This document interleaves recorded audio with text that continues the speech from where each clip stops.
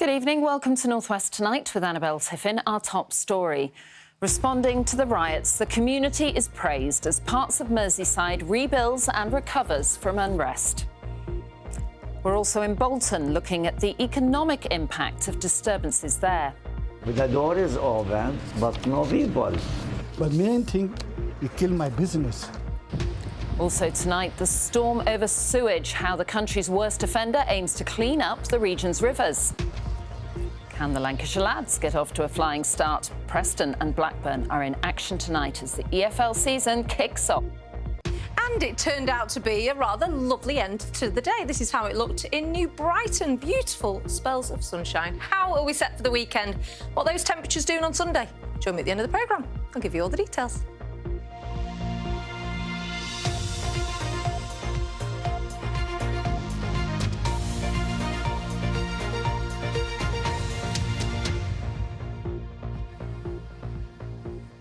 The Business Secretary says he is heartened by the community response to last weekend's riots in Liverpool, which saw a library set on fire and shops looted.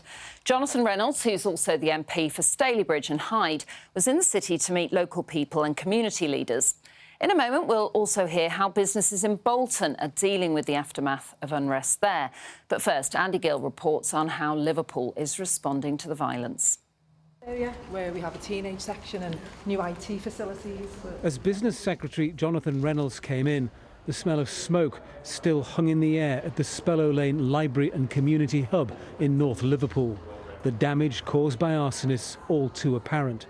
It was set ablaze on Saturday as violence flared after the deaths of 3 young girls in a stabbing in Southport. The manager here is at a loss to understand why people would attack a facility that helps people. Absolute heartbreak. It's turned around people's lives in this area. I really do believe that. I mean, when we opened the first time, people were knocking on the window and smiling and waving and so excited the fact that this was back in the community. The library remains boarded up, but there are plans to move some services to temporary locations and in time for it to reopen fully. Police body cam footage from last Saturday shows how officers on Liverpool's County Road had to retreat in the face of an onslaught of fireworks. On CCTV, looters helped themselves to food and drink in a local shop. The Cabinet Minister says he's encouraged by the community's response to the violence. Well, it's clearly been really distressing for them, exactly what you would expect, but also, I'm just taken aback by their resilience, the fact that many of them are reopened. Some cases they lost everything, yet they've been able to restock and reopen. Do you come with any concrete support, any cash in the back of your pocket for the businesses affected by the violence? First of all, for businesses who've been affected and are insured, we're working with the insurance industry to make sure those claims are processed as quickly as possible. For businesses that are underinsured or weren't insured at all, there's also help available. Difficult as that is, that comes under the Right Compensation Act. Mr Reynolds and the local MP visited a community lunch club too. I've spent the last couple of days speaking to the businesses on County Road and residents, and people say this is not in our name, this kind of violence and behaviour that we saw last Saturday, and now is the time to come together. We spoke to Patsy, Sheila and Chris, all lunch club regulars, about the violence and the attack on the library. I'm disabled and that, and they helped me to get the blue badge for the car, and they were so helpful. I've lived here all my life, and I've not experienced anything like this before. Absolutely dreadful. They're not the typical people from around here. It's a very close community. After today's ministerial visit to Liverpool, it's clear that the community here is determined to recover and move on from what happened on Saturday night. My colleague Katie Barnfield has been in Bolton today to find out how businesses there are coping. Here in Bolton, the town centre was hit by violent protests on Sunday, with several shops being advised to close their shutters by the police. Another demonstration on Wednesday, mainly by anti-racism groups, went ahead peacefully, but some businesses still decided to close their doors. Some of them have told me the week's events have had a big impact on both them and their customers. Nearly a week on from the violence that gripped Bolton, the town is still feeling the impact. Several people have now been arrested after tiles, bottles and fireworks were thrown between two groups of rival protesters. But some business owners say it's left people frightened to come here. Rumors going through, and my customer is scared. He don't come, and we very bad situation about it. Still.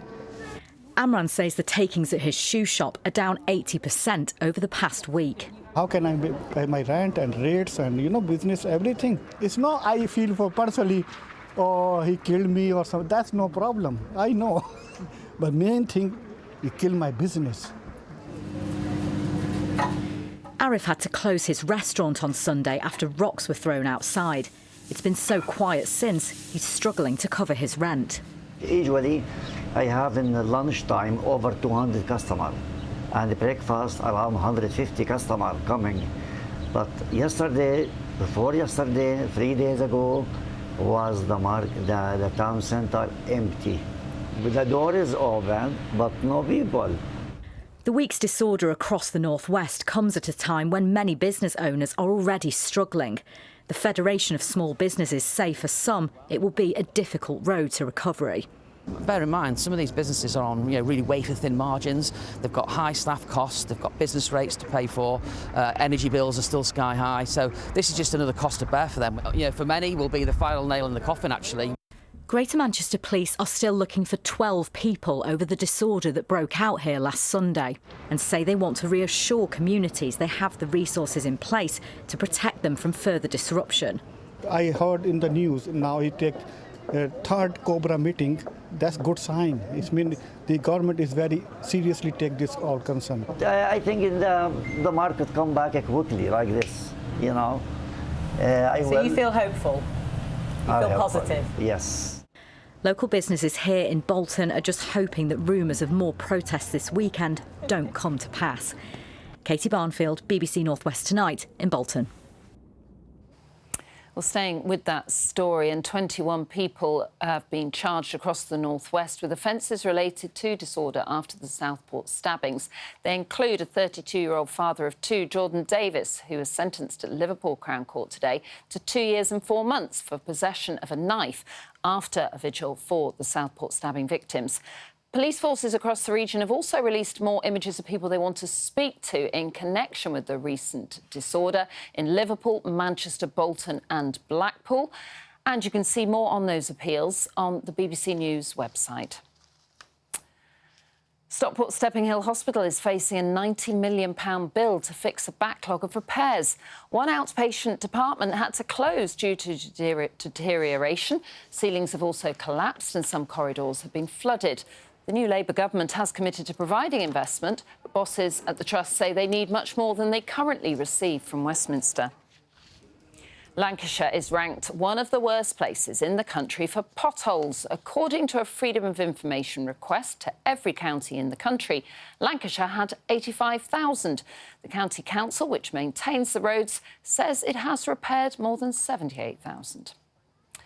Thousands of people have been attending the biggest annual celebration of the Isle of Man's farming industry. The Royal Manx Agricultural, which began in the 1850s, showcases the best in the island's farming, produce and crafts. Organisers say the event provides an important platform for producers. It is supporting the local industry. We have small traders' tents. Again, that's an income for them. And it's just keeping money within the island, supporting local and just helping these businesses tick along. Now, the issue of sewage being released into our rivers and coastlines has long been a blot on this region's economic landscape and, in turn, has led to criticism for water companies. One of those, United Utilities, had more sewage spills from storm overflows than any other water company in the country last year. So now it's trying to drastically reduce the number of spills, as Ian Haslam reports. 2024 hasn't been a great year for United Utilities. First, a BBC investigation discovered millions of litres of sewage had been pumped illegally into Windermere, while last month the Supreme Court ruled it could be sued by the Manchester Ship Canal Company over the alleged release of raw sewage into the canal. Which is part of the reason why United Utilities is upgrading its infrastructure and introducing things like these treatment tanks at 29 rural sites across the region. They're being made in Bury. Well, these tanks being built here will, I'm told, provide extra capacity at rural wastewater sites, and that in turn will increase the amount of sewage that can be treated at any given time, which they hope will lead to less spillages. We are producing something that we've not done before. It's been a challenge from start to finish. We're providing a solution. We're cleaning the rivers. Obviously, we've been up in Cumbria, we've done a lot of work up there, Lancashire. This is Grindleton Water Treatment Plant close to Clitheroe in Lancashire, where one of the new tanks is now operating. The idea is that clean treated water flows from here into the nearby River Ribble. In the past, untreated sewage water has entered the river via the storm overflow. This is one of our storm overflows here at Grindleton, and one of the ways that we're trying to reduce the amount of times that this spills to the environment is by introducing side stream treatments like this one that we can see over here. We can treat more sewage that we're seeing from an increase in rainfall across the northwest. What that does in turn is then reduce the amount of spills to the environment from our storm overflows. Sewage pollution in rivers across the northwest is a huge bone of contention to many people, many of our viewers. A lot might say this is too little too late from United Utilities. How do you respond to that? So we share people's concerns around storm overflows and the impact that it's having on the environment, and we too are really passionate about improving that. So as you can see behind us, we are on site, we are starting now, and we are absolutely committed to reducing spills to the environment in the northwest. The company has in recent months spent heavily on cleaning up the region's rivers, including work to improve waterways in Bolton, where there have been more sewage spills than any other part of the northwest. How big a concern is it to United Utilities that the company's reputation has been damaged in this way? Yeah, absolutely. And as I say, we too, we live in the northwest, we work in the northwest, and we're really passionate about protecting the environment for the northwest as well. We've brought forward a load of investment to make sure that we can deliver absolutely everything we can. United Utilities is aiming to halve the number of sewage spills by the end of the decade and maintains that target is achievable. Ian Haslam, BBC Northwest Tonight. Now, as you may know if you've been watching this week, every year BBC local radio stations run the Make a Difference Awards, honouring those who have gone above and beyond in their community. On Radio Merseyside's shortlist is Jan Faulkner. She runs a support group for women who say that they've suffered complications after having a permanent contraceptive device fitted. Jan is always there for her ladies, as she calls them, but has been through quite a year herself. Juliet Phillips has been to meet her. When you meet another e-sister, it's like you've known each other forever. Friendships forged in the fresh air. These women all have something in common. They say they were left in pain after being fitted with a contraceptive device. Jan Faulkner brought them all together by setting up an online support group following her own experiences. The group belongs to the ladies. And the way it works is everybody is there to share your story and journey, to be that voice for that next lady who's waiting to get them out or who's that rabbit stuck in headlights that needs the support. Jan doesn't only run the group, which now has more than 1,400 members.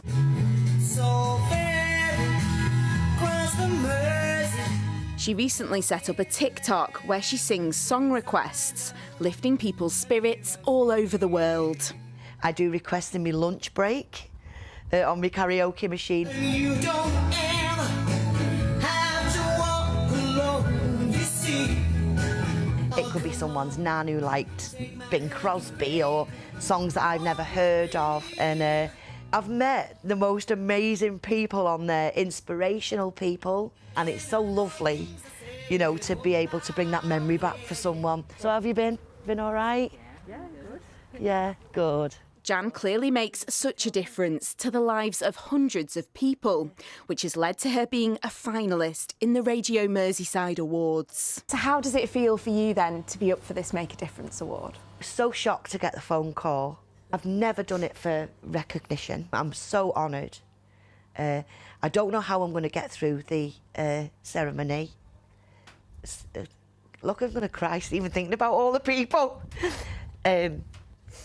Watching how amazing all the people are that's got through. For those in Jan's support group, there couldn't be a more deserving winner. She's just there for everyone. She's always on hand, no matter what. You can contact her for anything. She deserves everything because she's helped loads of people. She needs something given back to her because she gives everything to everybody else. and it's her time. You know, she so deserves this. Win or lose, it's clear Jan's journey is set to continue. The group is not going to disappear. It's going to be in my life for the rest of my life. And the ladies will always be in my life, always. Juliet Phillips, BBC North West Tonight, Warrington. Now, the new football season is about to burst into life. The All Manchester Community Shield will see City and United meet at Wembley tomorrow, with tonight the big kick-off in the EFL. Preston North End and Blackburn Rovers both get their new campaigns underway at home this evening in the Championship. And across the Football League, there is so much to catch the eye. For the North West 3 Championship clubs, it promises to be a season of local derbies and Lancashire pride, with Burnley, who are aiming to bounce straight back up to the Premier League, joining local rivals Blackburn Rovers and Preston North End. Obviously, we can't wait for the derbies. Who knows who might surprise, defies the odds a little bit. That's what Blackburn Rovers and Preston North End have got to do. Peony and Rovers both get their campaigns underway tonight, with North End, who started well but then faded last season, at home to Sheffield United. Got to go toe-to-toe with them. We know we need to be a bit more consistent, make sure that we can score more goals, keep the back door shut more. Rovers fans will be hoping that the club's owners' financial problems can be resolved. Game Friday night, first game of the season at Ewood is a really exciting night for everyone involved, and we're really looking forward to it. Burnley have to wait to begin their campaign under new boss Scott Parker until Monday at Luton. For Bolton Wanderers, who had some fantastic moments last season, putting playoff final heartbreak behind them, with the manager having this message for Wanderers fans. We haven't let you down too often in our time here. We let you down at Wembley, and we're going to fight tooth and nail to make sure that we don't let you down again. How much pressure will be on Bolton Wanderers and Ian Evatt in the early weeks of the season? I think it'll be really interesting. Although they've brought in a few names, there'll be plenty of that squad that were there in May at the playoff final. And for that, it's how quick can they get over that? Is that still sitting on them, or can they use that as motivation to get a really strong start? Something promoted Stockport County will be aiming to do as they try to continue to climb up the divisions. We know they're ambitious. We know the owner is happy to put money into the club. They've basically brought enough transfers in to have a brand new squad.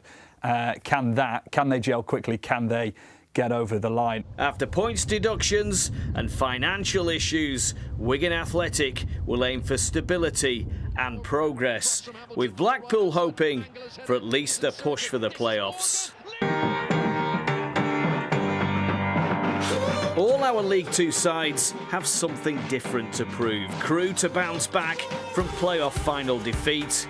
Barrow to take that extra step into the playoffs under new boss Stephen Clements, and Accrington Stanley to move forwards without long-standing manager John Coleman, with Lancashire's 2 other League Two clubs also looking for a reset. Fleetwood have come down. Charlie Adams starts his first full season in charge of the football club. They've signed new players, so Charlie Adams has a good squad to work with now. For Morecambe, their ownership issues continue. The club is still for sale, but they have got the stability of having Derek Adams back in charge now for his 3rd spell. For Salford City, in Carl Robinson's first full season in charge, promotion will be the aim, as it will be at Tranmere Rovers under a former player back at the club he supported as a boy.